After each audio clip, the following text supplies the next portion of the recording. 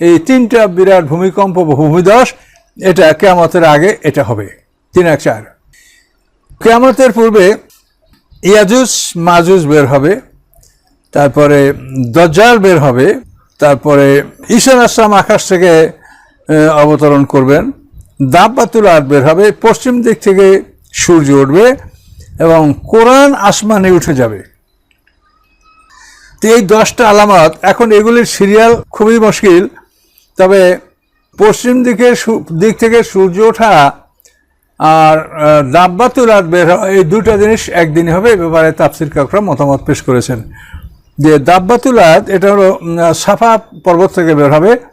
তো আব্দুল্লাহ ইবনে আব্বাস রাদিয়াল্লাহু তাআলা আনহু তার লাঠি ওই পাহাড়ের উপরে এরকম লাঠি টানছিলেন, খটখট শব্দ হচ্ছে, আর বলছেন যে আমার লাঠির আওয়াজ এই দাব্বাতুল আরদ ভিতর থেকে শুনতে পাচ্ছি, ও এই পাহাড়ের মধ্যে এখানে লুকিয়ে আছে। তো দাব্বাত